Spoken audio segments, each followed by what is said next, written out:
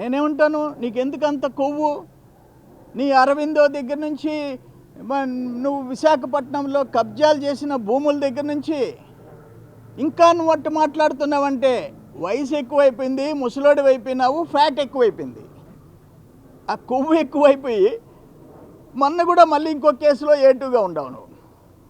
ఈరోజు కాకినాడ పోర్టు నుంచి బియ్యం ఎగుమతి దగ్గర నుంచి అన్నిట్లో నీదే హ్యాండ్ వెనకుండి నీకు సంపాదించిన డబ్బు చాలా ఏటుగా ఉండి ఏటులో జగన్మోహన్ రెడ్డితో కూడా జైల్లో ఉండి మరింత ఎక్స్పీరియన్స్డ్ అయిపోయినావు దోచుకోవడంలో. ఈరోజు నేనేమంటానంటే మా గవర్నమెంట్ ఇంకా నిన్నెందుకు బయటపెట్టింది? ఒక్కటి చాలు పింక్ డైమండ్ ఒక్కటి చాలు. ఇప్పుడు చేసిన అరాచకాలు మొత్తం భూ కబ్జాలు, రేషన్ బియ్యం ఓడరేవుల్లో ఎగుమతులు అన్నిట్లో మీరే. అరవిందో ఫౌండేషన్ దగ్గర నుంచి ఎన్ని అక్రమాలు. ఎవరు అరవిందో వియ్యంకుడు ఎవరు?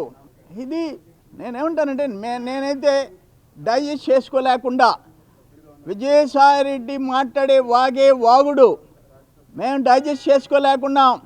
డీజీపీ గారు ఏం చేస్తున్నారో అర్థం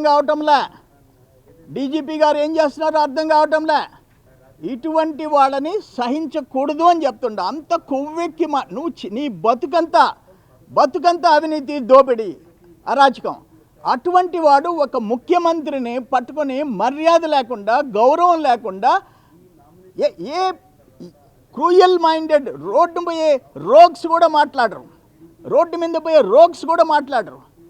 నువ్వు ఒక చంద్రబాబు నాయుడు గారు, ఆయన స్థాయి ఏంది, నువ్వేంది?